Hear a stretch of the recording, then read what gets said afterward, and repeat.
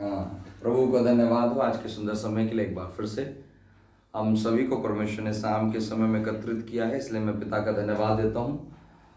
आमीन। आमीन। जोर से आमीन। आमीन। हालेलुया। हालेलुया।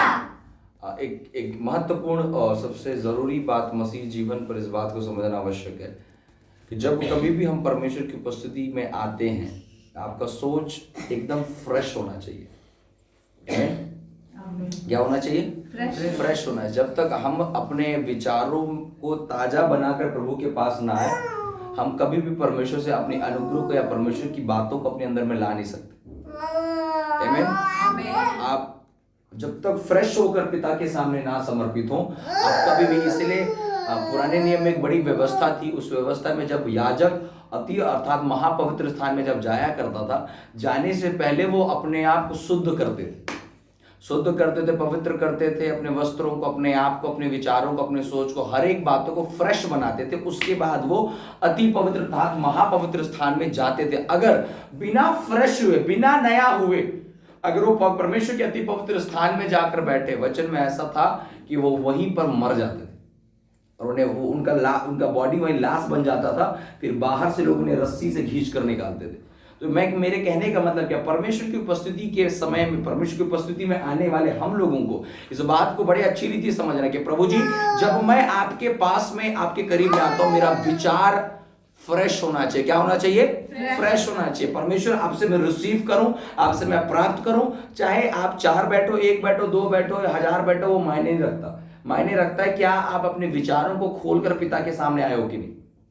अगर वो नहीं है तो आप चाहे कितनों लाखों की भीड़ में बैठो तो भी परमेश्वर की आत्मा आपसे बात नहीं करने वाला, क्योंकि आप अपने विचारों में बंधे हुए हो। और विचार में बंधा हुआ व्यक्ति, उसके सामने खाना रहेगा। मालूम है, मेरे सामने 7 पकवान रखा हुआ है, लेकिन मेरा विचार पढ़ने घूमने चल जाता हूं।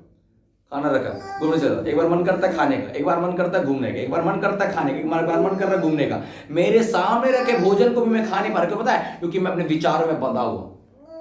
और सबसे मसीह जीवन पर सबसे बड़ी फेलियर का कारण यह कि हम अपने विचारों पर जयवंत नहीं हो पाते।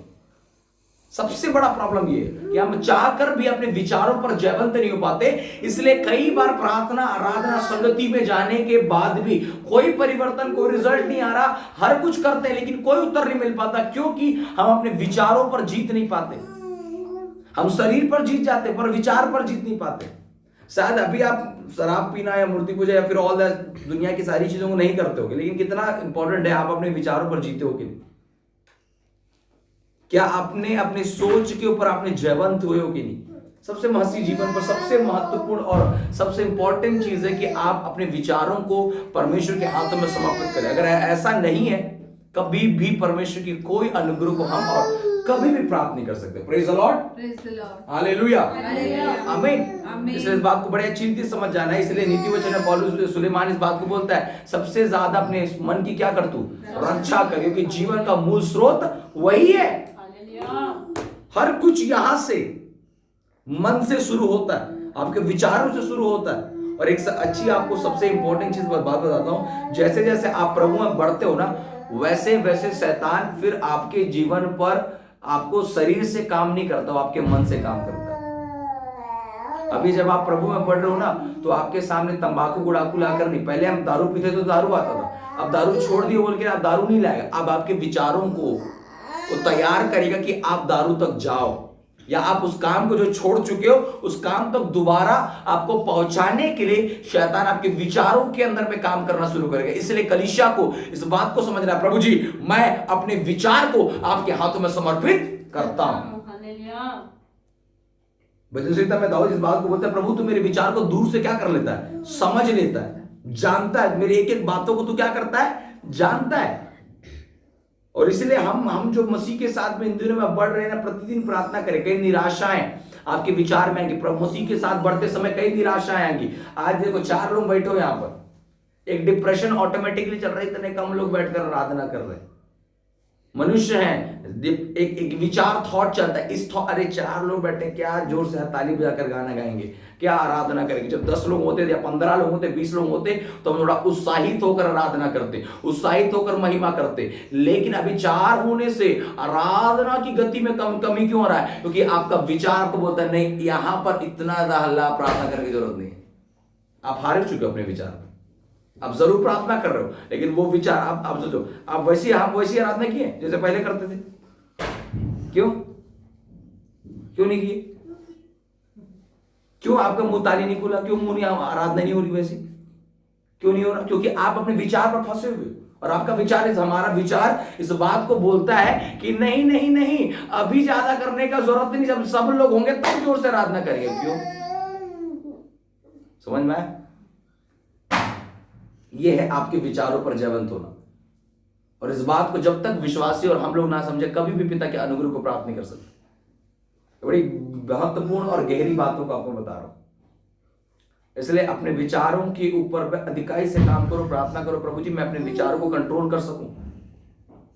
कई बार प्रार्थना प्रभु में बढ़ते समय आपके विचार आपके लिए सबसे बड़े रुकावट होंगे, सबसे बड़े रुकावट।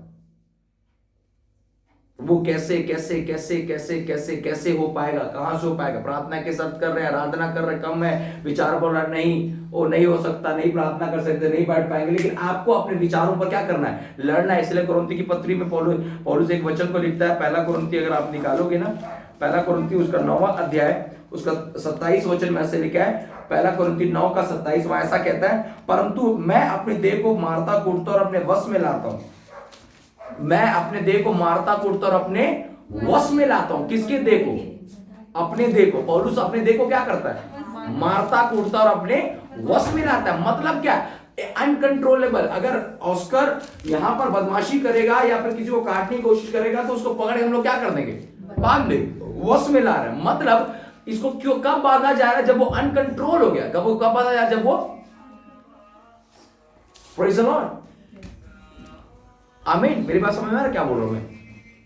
कब ऑस्कर को बांधा जा रहा है? जब वो कब हो जा रहा है? अनकंट्रोल हो जा रहा है। उसी प्रकार पौलुस इस बात को बोलता है कि मैं अपनी देह को मारता कूटता और अपने वश में लाता हूं। इसका मतलब क्या है? कई बार पौलुस अपने विचारों में इस बात को जानता है कि मैं भी मनुष्य हूं, और जब तक मैं मनुष्य हूं कई ऐसी बातें आएंगी पिता और मेरे बीच पर जिसे मुझे मार कूट कर अपने वश में लाना है। मैं आराधना और प्रार्थना कर तो ये अलग मैटर है, ये बिल्कुल अलग मैटर है।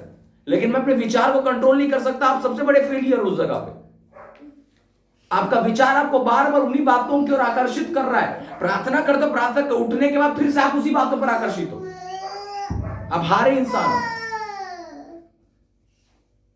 आप हारे इंसान हो। आराधना करते प्रार्थना करते उसके बाद भी वही रूटीन चल रहा है, रूटीन में कोई बदलाव नहीं आ रहा। हारे इंसान, क्योंकि आपका विचार आपको पिता की प्रेजेंस से बार बार हटा रहा है। आप बॉडी में बैठते हो, सोल आपका अभी भी खाली पड़ा हुआ है। इसलिए बड़ी गंभीरता इस बात को समझे। परमेश्वर की आत्मा, पता नहीं क्यों ये वचन या अभी इस जगह के मेरे को बोल रहा है, अपने देह को मारता कूटता और अपने वश में लाता है। इस बात को बड़ी गंभीरता समझे कि प्रभु जी इन दिनों पर जब हम आपके साथ में बढ़ रहे हैं, मैं हर तरफ से अपने आप कंट्रोल करूं, प्रेजेंस में बैठने के लिए, आराधना में बैठने के लिए, प्रार्थना में बैठने के लिए, संगति में जाने के लिए, प्रार्थना से उठने के बाद हम अभी देखो अभी प्रार्थना में बैठे, इसलिए आप अपनी देह को मार के बैठे हो। इधर का नहीं सोचना, उधर का नहीं सोचना, ऐसा नहीं सोचना, वैसा नहीं सोचना, आगे का नहीं सोचना, पीछे का नहीं सोचना। अभी कोई गलत विचार सोच नहीं आएगा। अभी प्रार्थना में बैठे ना, अपने देह को मारते कूटते और बैठे। सवाल पैदा होता है, इस कमरे के बाहर निकलने के बाद कितने बार अपने देह को मारते कूटते और अपने वश में लाते हो? प्रभु की उपस्थिति में हर कोई शांत होकर बैठ सकता है। सवाल पैदा होता है जब आप संसार अर्थात अपने प्रार्थना के अनुभव से जब उठते हो, बाहर जाते हो, तब आप कितना शांत हो। प्रभु की प्रेजेंस में रहकर आत्मा की आराधना हर कोई कर सकता है। सवाल ये पैदा होता है जब आप इससे बाहर निकलते हो, क्या आपका देह को आप मार कूट कर अपने वश में लाते हो? प्रभु जी अभी भी बैठना उस प्रेजेंस में, अभी भी बैठना उस आराधना में, अभी भी बैठना। जब 4 आपके सामने संसारिक लोग बैठे हुए, उनके बीच पर क्या आप आपके देह, आपका मुंह, आपका आंख, आपके विचार को अपने बांध के रखा है, या उनकी बोली आपके मुंह में बच चल रहा है? वो जैसा बोल रहे हैं अभी यहां पर सब hallelujah hallelujah, praise the Lord, praise the Lord. 4 जहां पर लोग हालेलुया नहीं बोलते, वहां पर कितने बार हमारे मुंह निकलते हैं हालेलुया के? या फिर वो बोलते आ तो हम भी बोलते आ। मेरी बात समझ में आ रहा है क्या बोल रहा हूं मैं? पौलुस इस बात को बोलता है मैं अपनी देह को मारता कूटता और अपने वश में लाता हूं। वश में लाने का स्थान परमेश्वर की प्रशंसा नहीं है। यहां पर आप अपनी देह को मारते कूटते वश में नहीं लाते, यहां पवित्र आत्मा आपको कंट्रोल में लाता है। कंट्रोल लाने का जगह जब आप बाहर निकलते हो, प्रेज द लॉर्ड। अपने आप उस अनुभव के अंदर पर बना के रखना, अर्थात उस अनुभव के अनुकूलता में अपने आप को डाल के रखना, यही मसीह का क्या है? जीवन है। और इस बात को पौलुस बड़े जोर से बोलता है कि मैं अपनी देह को मारता कूटता और अपने वश में लाता हूं, क्योंकि मैं जितना आत्मिक लोगों से मिलता हूं उससे ज्यादा मैं शारीरिक लोगों से मिलता हूं। अर्थात मैं जितना प्रार्थना करने वाले लोगों से मिलता हूं उससे कई ज्यादा ना प्रार्थना करने वालों से मिलता हूं। और मैं जितना ज्यादा वचन पढ़ने वाले लोगों से मिलता हूं उससे कई ज्यादा जो वचन को नहीं पढ़ते उनसे मिलता हूं। क्या उनके बीच पर मैं अपनी देह को मारता कूटता अपने वश में लाता हूं? प्रभु की प्रेजेंस में आप जानते हो प्रभु की उपस्थिति है, इसलिए मुंह से कुछ उल्टा पुल्टा नहीं बोल रहे हैं। बाजार में प्रभु की उपस्थिति हो रही है, वहां कितने बार मुंह खुलता है। यहां पर सब भाई बहन है, बगल वाला भी इधर वाला भी, निकलने के बाद कितना आंख किधर दौड़ता है। प्रभु जी प्रार्थना में बैठे इसलिए कोई किसी को गलत बोल रहा तो भी मैं नहीं सुनूंगा। प्रार्थना के बाद कितना गलत आपके कान के अंदर घुसता है। यहां पर बैठकर किसी को गाली नहीं देंगे, बाहर जाने के बाद कितने मुंह से किसी के लिए आशीष के शब्द निकलते हैं, या फिर हम दूसरे को भी ये तो ऐसा, ये तो ऐसा, ये है। अपनी देह को मारता कूटता और अपने वश में लाता है। It's very important to understand this all things. I don't know why the presence of God is telling me this. और इस बात को बोलता है कि मैं अपनी बॉडी को कंट्रोल में लाता हूं, क्योंकि पता है उसके नीचे उसने एक बात बोला है, परंतु मैं अपनी देह को मारता कूटता और वश में लाता हूं, ऐसा ना हो कि औरों को प्रचार करके मैं आप ही किसी रीति से निकम्मा ठहरूं। औरों को प्रचार करके ऐसा ना हो कि आप ही मैं क्या ठहरूं? निकम्मा ठहरूं। इसलिए पौलुस बोलता है कि मैं अपनी देह को कंट्रोल में लाता हूं। क्या ग्लोरी है पवित्र आत्मा। औरों के सामने मैं निकम्मा ना ठहरूं। ये और कौन है पता है? बाहर वाले। अपने घर के लोगों को और बोलते हैं क्या? नहीं। दूसरों के सामने। Praise the Lord. ऐसा ना हो कि औरों को प्रचार करके मैं आप ही के किसी रीति क्या ठहरूं? निकम्मा ठहरूं। दिन के सामने आपको पिता ने खड़ा किया ना, उनके सामने दोबारा खड़े होने के लिए आपको प्रतिदिन अपनी देह को मारना कूटना और अपने वश में लाना पड़ेगा। मसीह जीवन एक दिन का जीवन नहीं है, एक संडे का जीवन नहीं है, एक क्रूसेड और एक कन्वेंशन का जीवन नहीं है। मसीह जीवन वो है जब आप 365 दिन अपने आप को मारते कूटते अपने वश में लाते हो। और ये पवित्र आत्मा नहीं करेगा। पवित्र आत्मा नहीं बोलेगा बाजार में गाली मत देना, ये आपको करना है कि आपका मुंह आपके कंट्रोल में होना चाहिए। पवित्र आत्मा नहीं बोलेगा गलत चीज मत सुनो, ये आपके कानों को आपको बंद करना पड़ेगा। पवित्र आत्मा नहीं बोलेगा बगल से कोई गुजर रहा है मत देखो, आपकी आंखों को आपको क्या करना पड़ेगा? बंद करना पड़ेगा। ये पवित्र आत्मा। अपने विचारों को, हर बातों को क्या मिलाओ? कंट्रोल में। मैं अपनी देह को मारता कूटता और अपने ये वेरी इंपॉर्टेंट पवित्र आत्मा इस जगह पर बोल रहा है। इसलिए इन चीजों को बड़ी बारीकी से समझे कलीसिया। परमेश्वर कहता है, पौलुस बोलता है मैं जिनको प्रचार के उनके सामने क्या ना ठहरूं? निकम्मा ना ठहरूं। इसलिए मैं अपने आप को मारता हूं, ताकि क्यों पता है, अगर पौलुस के निकम्मा ठहरने से पिता निकम्मा ठहरेगा। और पौलुस कभी भी नहीं चाहेगा कि मेरे कारण पिता का नाम क्या हो? बदनाम हो। इसलिए वो अपने नाम से भी कहीं ज्यादा पिता के नाम को महिमा देने के लिए अपने देह को मारता कूटता और किस में लाता है? वश में लाता है। Control yourself. इन दिनों में प्रार्थना के अनुभव के साथ में बढ़ते समय, प्रार्थना के साथ में चलते समय कई बातें उठेंगी चलेंगी आपके सामने, मेरे सामने आएगा। उन बातों के दौरान पर पिता मैं अपनी देह को कंट्रोल में लाता हूं। प्रार्थना करने के समय प्रार्थना, आराधना करने के समय आराधना, गीत गाने के समय गीत, हर एक बातों को आपको और मुझे समझना, प्रभु से कहना है प्रभु जी मैं अपनी देह को मारता कूटता अपने किस में लाता हूं? वश में लाता हूं। क्योंकि मैं किसी के सामने क्या नहीं ठहरना चाहता। कल तो प्रार्थना कर रहे थे, आज झगड़ रही है। कल तो हल्लेलुया बोली थी, आज मुंह फुलाकर बैठी है। कल तो यार प्रचार करा था, पता नहीं आज कैसे कैसे बातों को बोल रहा है ये। प्रेज़ द लॉर्ड, आमीन। समझ में आ रहा है क्या बोल रहा हूं मैं? अपनी देह को मारता कुट और अपने बस में लाता है, अपने बस में। और ये बहुत ही इंपॉर्टेंट है मसीह जीवन के अंदर, इस बात को समझना। मैं आराधना कर लेता हूं, मैं प्रार्थना कर लेता हूं, लेकिन मेरी आंखें कितने बार बाहर घूमती हैं, मेरे कान कितने बार बाहर दौड़ते हैं, मेरे मुंह कितने बार खुलते हैं, ये कंट्रोल होना चाहिए। मेरे कदम कितने बार भागते हैं, मेरे विचार कितने बार दौड़ते हैं। हम यहाँ बैठे बैठे अंबिकापुर का सोच ले रहे, हम यहाँ बैठे बैठे दुर्ग का सोच ले रहे, हम यहाँ बैठे बैठे पता नहीं कहाँ कहाँ का सोच ले रहे। कंट्रोल, मारो कूटो और क्या मिलाओ, वश में लाओ। क्योंकि जहां पर विचलित वृद्धि चलती है ना, जहां पर कंफ्यूजन होते हैं, जो व्यक्ति कंफ्यूज रहता है, जो अपने आप को चंचल रहता है, वहां पर कभी पवित्र आत्मा काम नहीं कर सकता। मैंने बोला ना, मेरे सामने खाना रखा हुआ, लेकिन मेरे को घूमने जाना, खाना खाना, घूमने जाना, ना घूमने जा पाओगे ना खाना खा पाओगे। क्यों? क्योंकि मैं अपने आप को किसमें क्या नहीं कर पाया, अपने विचार को क्या नहीं कर पाया, कंट्रोल नहीं कर पाया, वश में नहीं कर पा रहा। ये तो प्रॉब्लम है। प्रार्थना में उठने के बाद कोई कुछ बोला, तुरंत आग बबूला। अगर कुछ नहीं भी बोला तो चार दोस्तों के साथ मिले तो उनके जैसा बन गए। 10 मिनट पहले 10 मिनट आत्मा में थे, 10 मिनट के बाद उनके जैसा। अरे क्या कंट्रोल में हो तुम अपने जीवन में?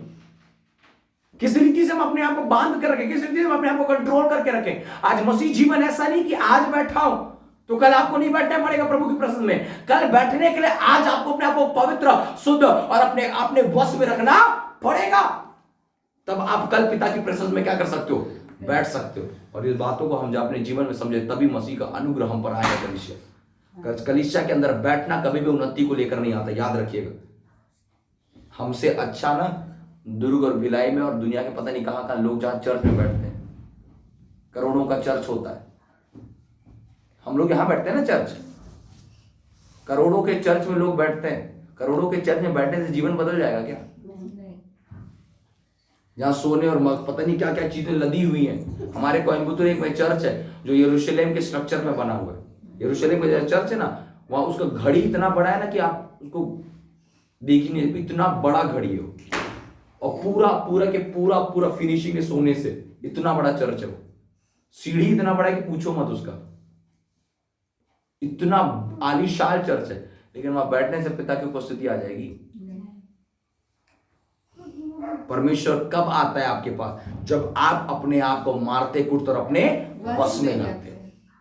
प्रतिदिन उठते बैठते खाते पीते हर समय प्रभु जी आपकी प्रसन्न से मैं हटना नहीं है, वचन से हटना नहीं है, आत्मा से हटना नहीं है। वो है मेरा विचार बोलता ये कर, लेकिन मैं अपनी देह को मारता कुटता अपने वश में लाता हूं। प्रार्थना करो प्रभु आपको और मुझे ऐसा बनाए। मैं परिस्थितियों को देखकर बदलने वाला नहीं, परंतु परिस्थिति को बदलने वाला बदल जाऊं। हालेलुया, आमीन, आमीन, हालेलुया। तो जब आप अपने आप को इस रीति से तैयार करोगे, इस रीति से बनाओगे, परमेश्वर के अनुग्रह और उसके अनुभव के साथ अपने आप को बढ़ा सकते हो। Praise the Lord. समझ में आया क्या है? क्या समझे? अपने को मारता कूटता और वश में लाता। हाँ, हम लोग अंकल काहे गुस्सा आता है? तो मत गुस्सा ना, इसको बता रहा हूं, अपनी देह को कंट्रोल लगा। और उल्टा मैं मार दिया झापड़। Praise the Lord. हम लोग दूसरे को ज्यादा सलाह देते हैं। दूसरों की एक कहावत है, दूसरों को सलाह देने से पहले वो सलाह खुद के लिए रखा करो। और मसीह जीवन की सबसे बड़ी प्रॉब्लम क्या पता है? हम हमेशा दूसरों को बोलते हैं भैया अच्छे से रहना, और खुद का ठिकान नहीं। अरे खुद कंट्रोल में हो जाओ, तब तुम दूसरे को कंट्रोल में लाने की इच्छा रखना। अपनी देह को मारता कुटता और क्या मिलाता, बस मिला। Praise the Lord. जब मैं अपने आप को उस पिता की उपस्थिति के साथ बांध कर रखूंगा, संसार की कोई बातें मेरे सामने खड़ा हो नहीं सकती। Praise the Lord. तो प्रार्थना करें, बहुत इंपॉर्टेंट चीज है। इसको कितना लाइटली और कितना स्ट्रांगली आप लेते हो आप जानो, परंतु पवित्र आत्मा ने मुझे बोला इस बात को कि अपनी देह को कंट्रोल में लाओ, क्योंकि यही है कि आप पिता के सामने खड़े हो सकते हो। अर्थात सबसे बड़ी बात क्या पता है? कि तुम लोगों के सामने क्या ना ठहरो, एक बार नाम जाने के बाद दोबारा आता नहीं है। बोलते ना नाम कमाना बड़ा मुश्किल है, सो गंवाने में समय नहीं लगता। सीढ़ी चढ़ने में बड़ा समय लगेगा, कूद दो तो के बारे में मर जाओगे। सीढ़ी चढ़ने में 100 सीढ़ी था, 1 घंटा लगा, कूदो कितना मिनट लगेगा? ज्यादा 1 मिनट। उतरने में समय लगा क्या? नहीं लगा। चढ़ने में क्या लगता है? इसलिए जो मसीह जीवन को हम लोग लेकर चल रहे हैं, बड़ी गंभीरता से, बड़े बारीकी से अपने आप को लेकर चले। मैं हमेशा एक बात बोलता हूं और कहता हूं, you should be example for everyone. ऐसा बंद हो गया। एक चीज, you should be example for every, मतलब आप हर किसी के उदाहरण कान बनो। मैं हमेशा अपने कलीसिया को, अपने लोगों को, और पता है आपको एक बात बताऊं, मैं अपने माँ बाप का, मेरे माँ बाप है बोल के उनसे कई ज्यादा आदर इस चीज का करता हूँ कि प्रभु के दास और दासी। शायद मैं उनको माँ बाप करके उतना आदर कभी ना दूं, लेकिन मैं उनको परमेश्वर के दासी करके सबसे ज्यादा आदर देता हूँ। और मैं हमेशा इस बात को बोलता हूँ, हम लोग ना, हमारा जो लाइफ है ना, हम लोग बोलते हैं अरे मेरा बेटा है, मेरी मम्मी है, मेरा पति है, मेरी पत्नी है, क्या कौन सी बड़ी बात है? मेरे आपका पति क्या आपके बारे में जानता है कि आप प्रार्थना में चलने वाले विश्वास में पत्नी हो? या आपके पति ये बोलता है कि तुम मुंह फुला के बैठे रहती है? आप कितनों प्रार्थना करते होगे, लेकिन आपका एग्जाम्पल क्या है आपके हस्बैंड के सामने? और एक हस्बैंड का एग्जाम्पल क्या है वाइफ के पास, और वाइफ का एग्जाम्पल क्या है बच्चों के पास, और बच्चों का एग्जाम्पल क्या है माँ बाप के पास? मेरा कहने का मतलब क्या मालूम है? हर एक व्यक्ति आपके जीवन के बारे में अच्छे से जानने पाए। आप अपने बच्चों को देखकर बोलो नहीं मेरे बच्चे सॉलिड है, बच्चे आपको देखकर बोले मेरी मम्मी प्रार्थना में, पत्नी पति को देखकर बोले, पति पत्नी को देखकर बोले। ये एक एग्जाम्पल लाइफ है, इस पर हम अपने आप को लेकर चलते हैं। मेरी बात समझ में आ रहा है क्या बोल रहा हूं मैं? समझ में आ रहा है कि नहीं? ये बहुत इंपॉर्टेंट है। हम लोग कई बार आप लोग नोटिस किए होंगे, ऐसे वाइफ लोग, अरे यार मेरे हस्बैंड जी ना बड़ा गुस्सा आ जाता है, बोलते कि नहीं?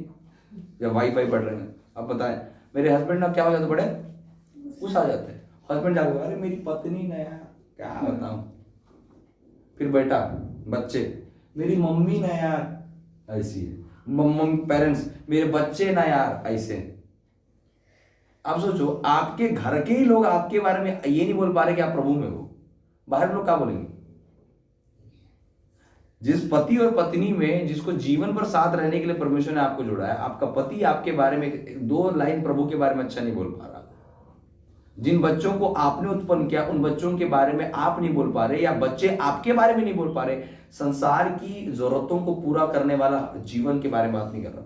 May be you are well and settled person for fulfilling the needs of your children, but उससे कई महत्वपूर्ण चीज है कि आपके बच्चे आप प्रार्थना करते बोलकर डरने चाहिए। मेरे पापा जो है ना वचन में, मेरे बच्चे जो है ना वचन में, मेरे हस्बैंड जो है ना वो प्रार्थना करते हैं, पवित्र आत्मा ने बताता है कैसे आदर करो, मेरी पत्नी जो है ना ऐसी है, कैसी प्रार्थना के साथ। तो वो एक एग्जाम्पल हो जाए, मतलब अपनी देह को मारता कुटता और अपने, तो हम जब सब अपने आप को मारते कुटते अपने वश में लाएंगे ना, हम एक दूसरे के लिए क्या बनेंगे? नमूने का कारण बनेंगे। हम एक दूसरे के लिए क्या बनेंगे? एग्जाम्पल बनेंगे। और यही महत्वपूर्ण चीज है हमारे जीवन के लिए। और पौलुस इसी बात को बोलता है कि तुम किसी के सामने क्या ना ठहरो, बाहर जाकर। सिस्टर कैसे हैं आप बताइए? अच्छा चलिए प्रार्थना कर देता हूँ आपके लिए। और घर में खाना को नहीं बनाइए।